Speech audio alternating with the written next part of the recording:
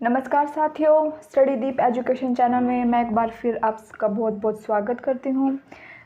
तो हमने जो उत्तर वैदिक काल में जो हमने सीरीज़ स्टार्ट की हुई है, ठीक है, तो इसका ना मतलब बहुत बड़ा पार्ट बनता जा रहा है। बट अब ये लास्ट पार्ट होगा और इसमें ही मैं सारे कंटेंट ख़त्म कराने की कोशिश करूँगी। और जैसे मैंने आपको पहले भी बताया है कि हमारे पास ना 1500 से लेके 600 BC तक का इतिहास है, यानी कि 1000 BC का इतिहास मैं इसमें करवा रही हूँ ऋग्वैदिक काल में, उत्तर वैदिक काल में, तो इसलिए थोड़ा समय लग रहा है। ठीक है, अब देखो जो हमारे पास उत्तर वैदिक काल है, ठीक है, उत्तर वैदिक काल के बाद का समय जिसमें कुछ साहित्यों की रचना हुई है, वैदिक काल के बाद हुई है।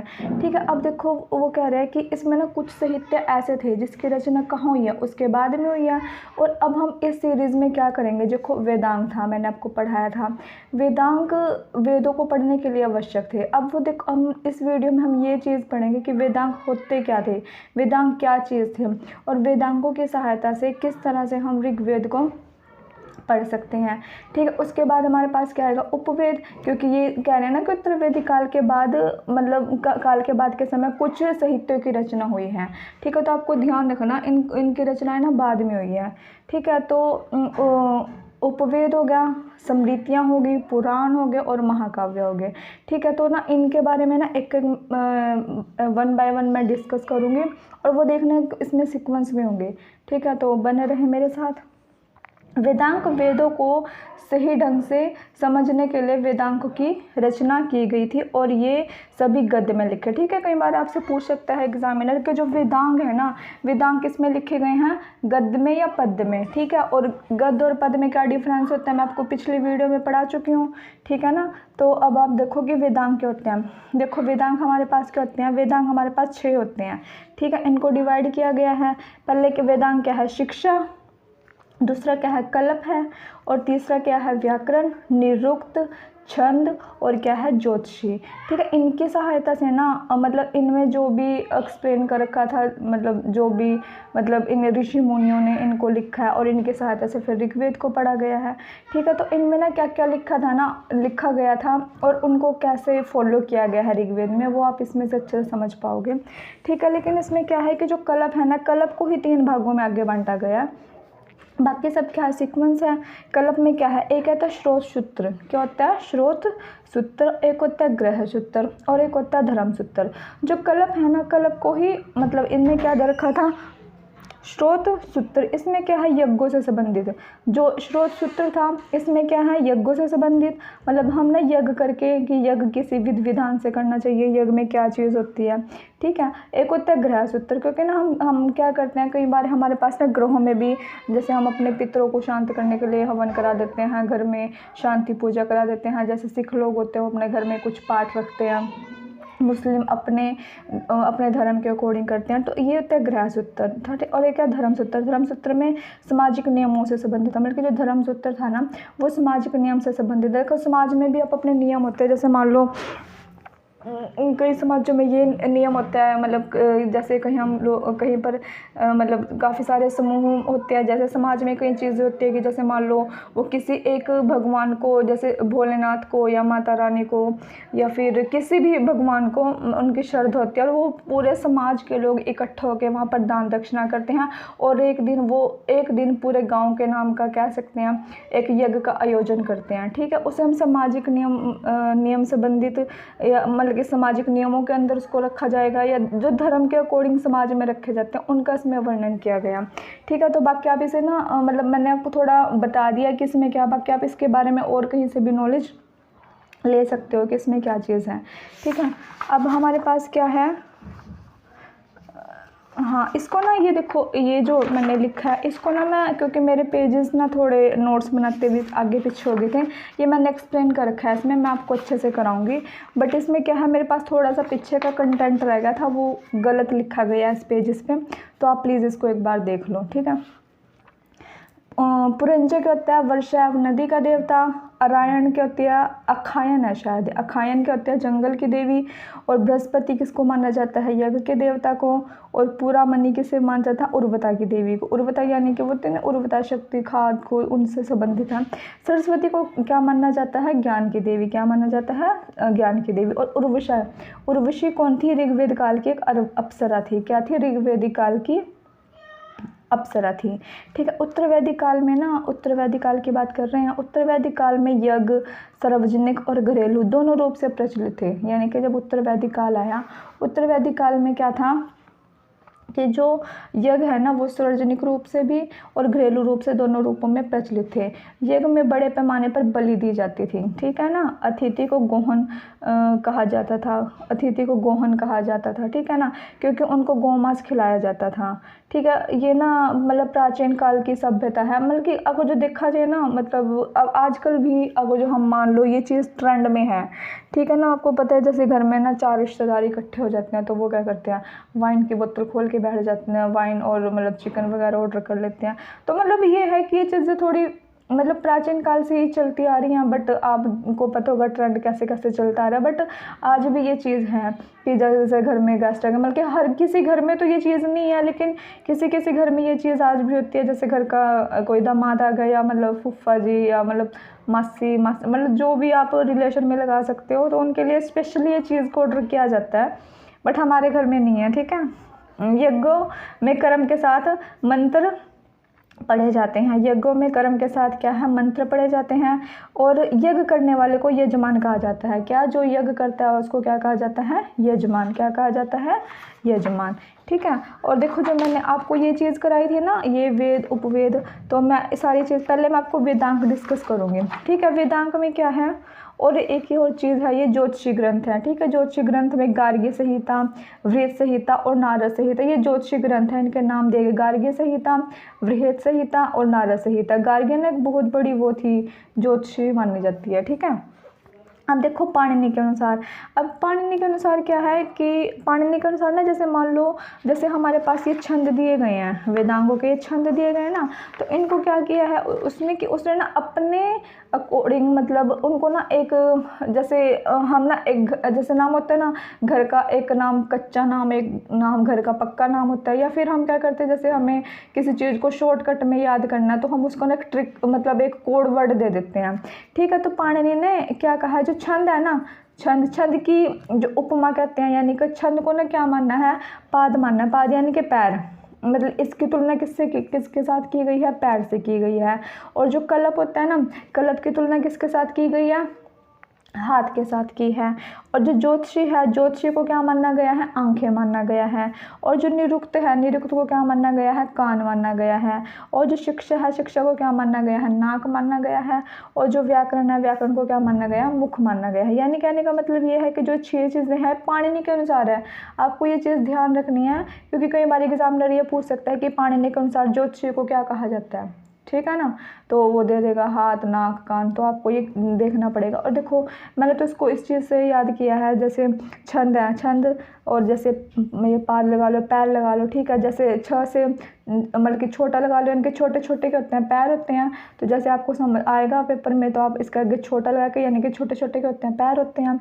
और दूसरा क्या है, कलप। और क्या है, वेद। जैसे ना कई बार कहते हैं कि हम लोग ना हाथ से दान करते हैं। ठीक है ना, हाथ से दान करते हैं। तो कई लोगों की ना आदत होती है, मतलब कि सबकी तो नहीं होती है, या अपने हाथ से कुछ, कई लोग ना ऐसे होते कि कुड़ करते रहते हैं, मतलब कलपते रहते हैं। कहते हैं ना, हाथ से कुछ देना पसंद ही नहीं करते। जैसे कई बार कहते हैं घर से हम पैसे देते हो ना, हम हाथ से पैसे देते हैं तो हमारा दिल बड़ा कंपित होता है भी हम इसे पैसे दे रहे हैं। तो वो चीज़ से आप कर सकते हैं कि जब हम अपने हाथ से कोई चीज़ दे रहे हैं तो हम कलप के दे रहे हैं, या कुछ भी आप अपने सहूलियत के हिसाब से इस वर्ड को कर सकते हो।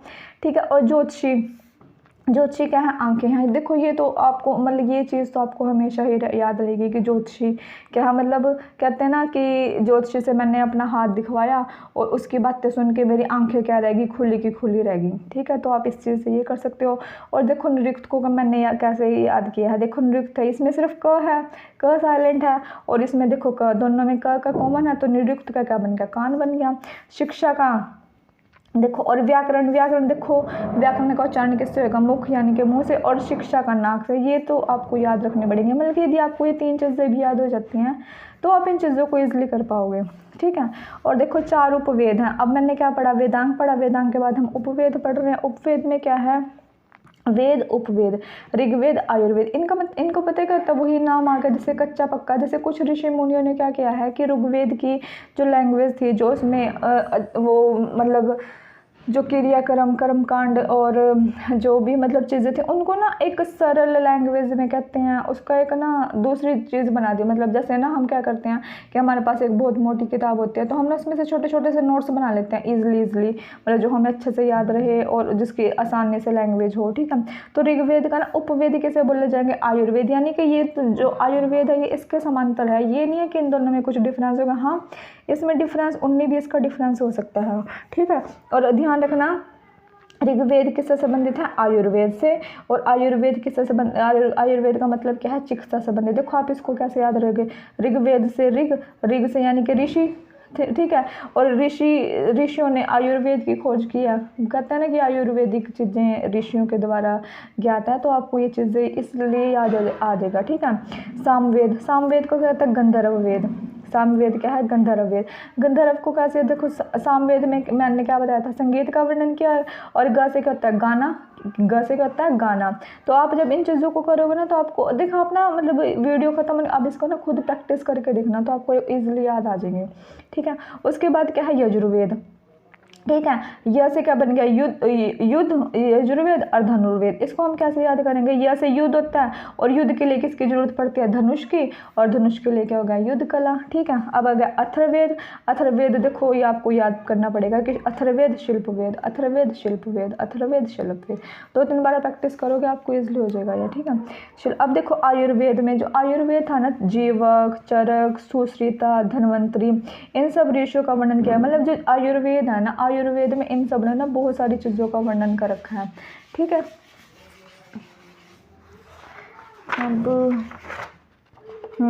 अब देखो जो मैंने आपको वो वेदांग कराए थे ना, तो वेदांग के बारे में हमें बता रखा है कि वेदांग को के ना ज़रूरत क्यों पड़ी, वेदांग क्या चीज़ थे, कैसे थे, ठीक है ना। तो इसको मैं एक तो समांतर रख लेती हूँ, ठीक है, और एक ऐसे।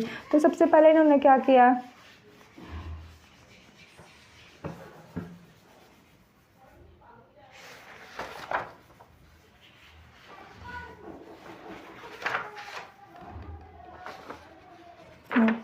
ठीक है, तो हम इसको कहाँ से लेंगे? यहाँ से शुरू करेंगे। शिक्षा है हमारे पास, ठीक है ना। तो हम इसको कहाँ से स्टार्ट करेंगे? शिक्षा से। शिक्षा में क्या होता है कि वैदिक स्वरों को शुद्ध उच्चारण हेतु शिक्षा का निर्माण हुआ है। क्या है? वैदिक स्वरों में शुद्ध उच्चारण के लिए शिक्षा का निर्माण हुआ है। देखो शिक्षा का निर्माण इन्होंने कैसे किया है? जैसे मान लो मैं ना आपको ना एक बात ना एक एग्जाम्पल से देना चाहूँगी। इन्होंने पहले क्या कहा है? शिक्षा लिया है, ठीक है ना। वेदांग होते हैं ये, ठीक है, वेदांग है ये, ठीक है। राइटिंग मेरी देख लेना गंदी है, but I hope so that आपको समझ आ जाएगी, ठीक है। देखो शिक्षा में क्या कह रहा है कि वैदिक स्वरों के शुद्ध उच्चारण हेतु शिक्षा का निर्माण हुआ है कि किस अक्षर को क्या बोला जाता है। अब देखो जैसे मान लो हमें ना कोई चीज़ पढ़नी है, जैसे मान लो अब हमको मान लो कि हमें ना चाइनीज़ सीखनी है, ठीक है। देखो ये लैंग्वेज सपोज करो ये चाइनीज़, मतलब कुछ भी लगा लो, मतलब ये चीनी लैंग्वेज है, ठीक है ना। तो चीनी लैंग्वेज सीखने के लिए पहले आप क्या अध्ययन करोगे? पहले तो आप यही सोचोगे ना वैदिक स्वर में शुद्ध का उच्चारण, मतलब उनका उच्चारण कैसे किया जाएगा। पहले तो आप उसको बोलना सीखोगे ना, ठीक है ना। तो शिक्षा में पहले में हमारे पास क्या है? उच्चारण। ध्यान रखना, उच्चारण यानी कि पहले हम क्या करेंगे? बोलना सीखेंगे। क्या करेंगे? बोलना सीखेंगे। और ये किस में दिया गया? हमारे पास शिक्षा में दिया गया है, ठीक है। देखो वैदिक स्वरों के शुद्ध उच्चारण हेतु शिक्षा का निर्माण हुआ। इसी प्रकार जो ऋग्वेद में जो चीज़ें लिखी हुई थी ना, उनके उच्चारण के लिए ना, मतलब उनका उच्चारण क्या करना है, तो शिक्षा का निर्माण हो तो अक्षर को क्या बोला जाता है, मतलब कि उच्चारण के लिए ना। जैसे मान लो हमने ये पढ़ना है क से कबूतर, ठीक है ना। तो कबूतर को क को क्या उच्चारण करें, मतलब जिससे वो चीज़ इंडिकेट हो जाए, ठीक है। और इसकी रचना स्वर विज्ञान में हुई है। इसकी रचना किस में हुई है? स्वर विज्ञान में, बल्कि स्वर विज्ञान जो ग्रंथ है उसमें की गई है। और इसकी ग्रंथ गायालम की रचना है। और इसके प्रवर्तक कौन है? वामज्ज ऋषि है, कौन है? वामज्जा ऋषि है। देखो इसकी रचना जो है इन सब वर्ड की इनको कैसे उच्चारण करना है, किसमें की गई है? स्वर विज्ञान में। और इनका जो ग्रंथ है ना, जो स्वर विज्ञान है, और इसका ग्रंथ का नाम क्या है? गायालम है। ग्रंथ का नाम क्या है? गायालम है। और इसके जो प्रवर्तक कौन है? वामज्जा ऋषि है। देखो शिक्षा में क्या है, हमें मतलब हमें उच्चारण करना सीखना है। और उच्चारण किसमें दिया है? स्वर विज्ञान की रचना है। स्वर विज्ञान की रचना है। ग्रंथ का नाम क्या है? गायालम है। और इसके ऋषि कौन से हैं? वामज्जा ऋषि। कौन से हैं? वामज्जा ऋषि। ठीक है। इसके बाद मैंने आपको क्या बताया था? कल्प बताया था। ठीक है ना। देखो हमारे पास अगला इसमें क्या है? कल्प है। ठीक है। तो अब हमें कल इस विधि नियम कर्म कांडों का वर्णन किया गया। जो मैंने बताया था ना कल्प में क्या दिया गया है, इसमें विधि नियम कर्म कांडों का वर्णन दिया। इसमें 16 संस्कार थे। 16 संस्कार वही थे ना जिसमें जन्म मरण मृत्यु ये सब दिए थे, और 8 विवाह दिए गए थे। ठीक है ना। और इसके प्रवर्तक कौन थे? अश्वलायन। कौन थे इसके प्रवर्ता? अश्वलायन। कौन थे इसके प्रवर्ता? अश्वलायन। तो कल्प का आप उन्हें ध्यान रखना है कि कल्प में ना हमें विधि नियमों का विधान बताया गया है, जिसमें 16 संस्कार हैं, मतलब जन्म से लेकर मृत्यु तक के बीच की घटनाओं का वर्णन है। और 2 प्रकार के विवाह है, अनुलोम विवाह और प्रतिलोम विवाह। और इसको आगे हमने 3 भागों में बांट रखा है, जैसे मैंने इसमें बांट रखा है श्रोता, ग्रह और धर्म। श्रोता में क्या है? देखो इसे शुल्क सूत्र भी कहते हैं। इसका दूसरा नाम क्या है? शुल्क सूत्र। कई बार एग्जामिनर पूछ सकते हैं।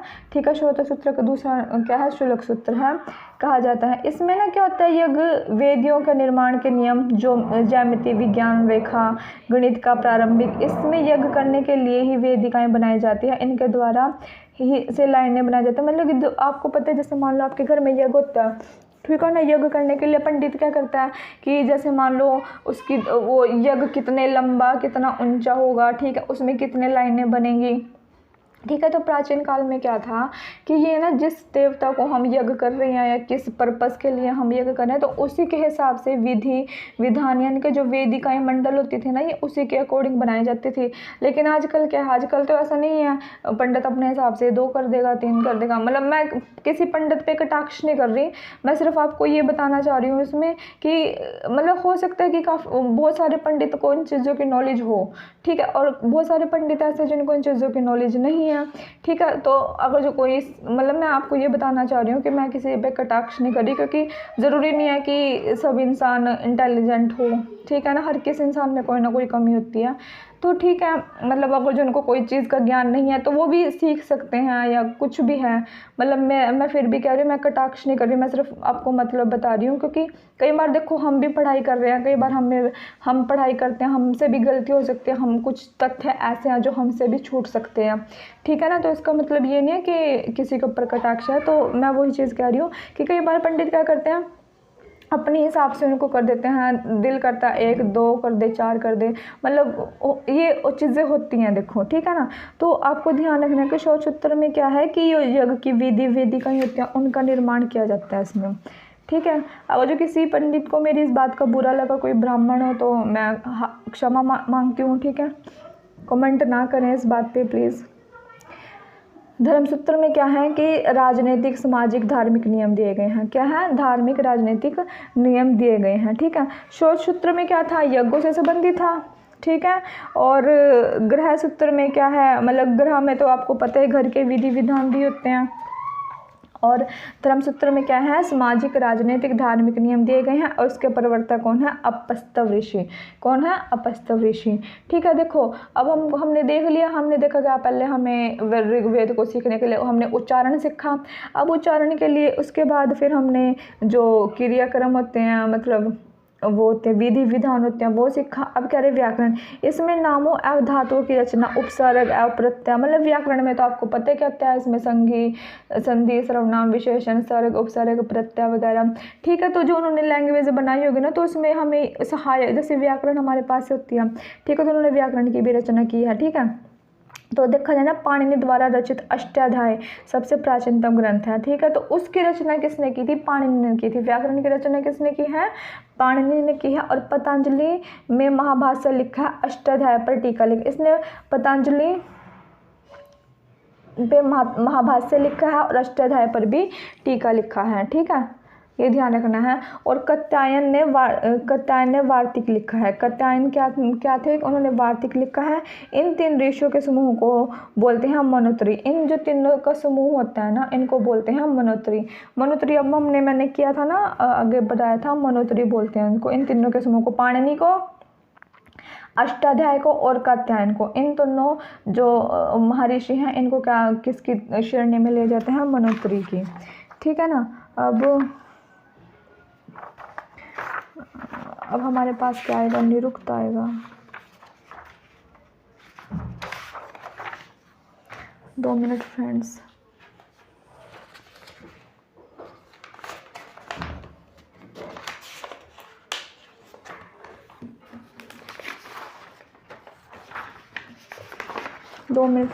ये भी, हाँ, ये आ गया हमारे पास निरुक्त।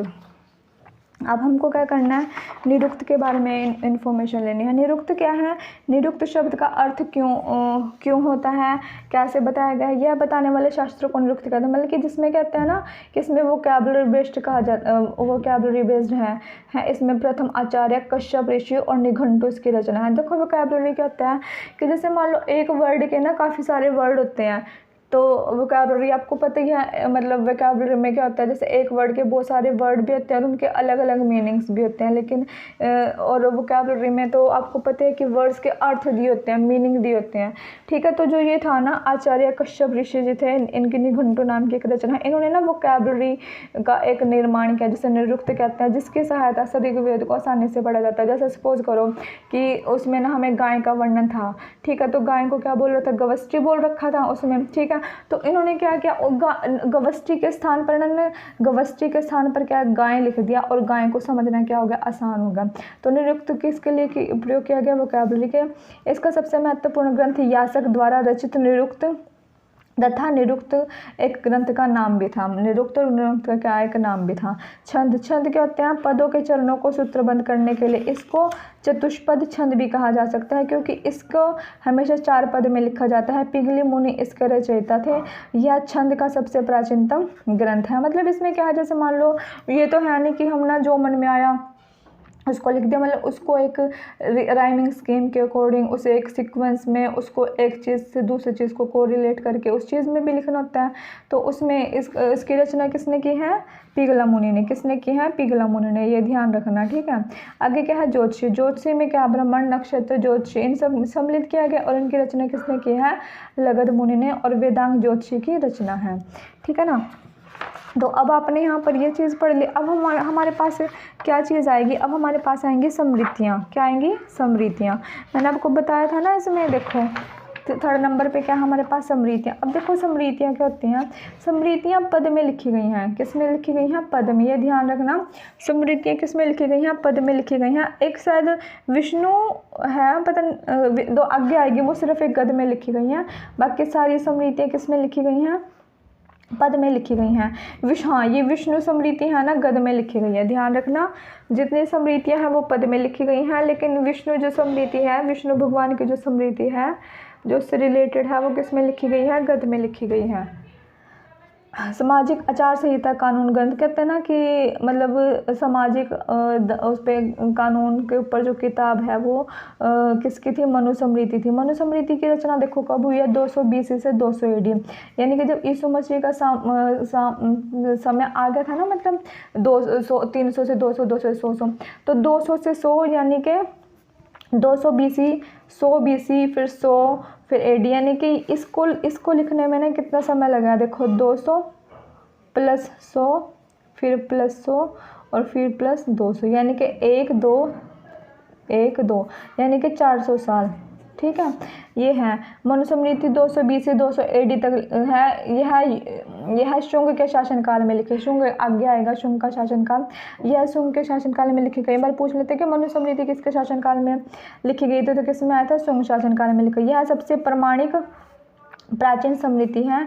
मानव धर्मशास्त्र के बारे में बताया गया है। इसमें मुद्रा का उल्लेख, सोना, चांदी, तांबा और जिनकी पत्नी नहीं होती थी उनको विधुर कहा जाता था और पुनः विवाह का अधिकार था। मतलब कि जो जिसकी हस्बैंड की वाइफ की डेथ हो जाती थी उसको विधवा कहा जाता था और उसको पुनः विवाह करने का अधिकार था।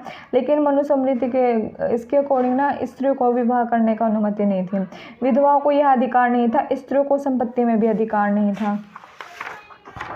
ठीक है, आगे हमारे पास क्या आगे नारद समृद्धि। नारद समृद्धि क्या है? नारद समृद्धि क्या है? नारद समृद्धि में नियोग प्रथा का प्रचलन है। नियोग प्रथा क्या है कि जिसका मतलब वो कहते हैं ना जिसके हस्बैंड की डेथ हो जाती तो फिर वो अपने देवर के साथ शादी कर सकते थे। स्त्रियों को पुनः विवाह की अनुमति थी इस प्रथा के इस समृद्धि के अकॉर्डिंग, और दासों को की मुक्ति मतलब दासों को मुक्त रखा गया था। विष्णु समृद्धि क्या है? गुप्तकालीन समृद्धि मानी जाती है, उसको गद में इसमें गुप्तकालीन समृद्धि मानी जाती है और इसको किस में लिखा गया है? गद में लिखा गया है। इसमें मुद्राओं का वर्णन किया गया है जिसमें सोना, चांदी, तांबा जैसी मुद्राओं का विस्तार से व्याख्या की गई है। आगे हमारे पास क्या आती है? देवल समृद्धि। देवल समृद्धि होती है पूर्व मध्यकालीन समृद्धि जिसमें 500 से लेकर 700 BC तक का इतिहास मिलता है। अब ये देखो ये ना यीशु मसीह के मतलब एडी में आ गए हैं, मतलब इसमें हम ना हाँ 500 से 7 यहाँ पर एडी आएगा, हाँ एडी आना चाहिए यहाँ पर ना।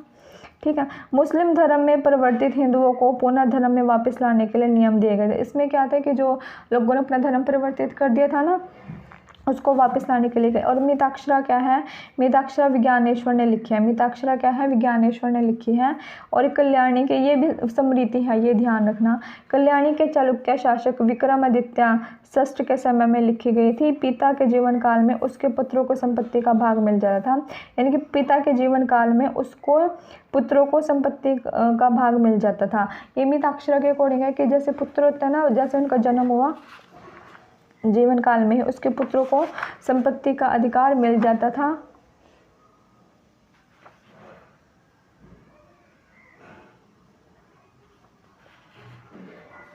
ये शायद फिर दोबारा गड़बड़ हो गई है।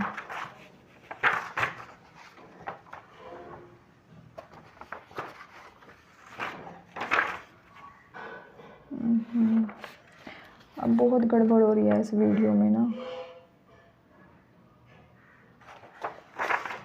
चलो यहाँ से देखते हैं इसको ना।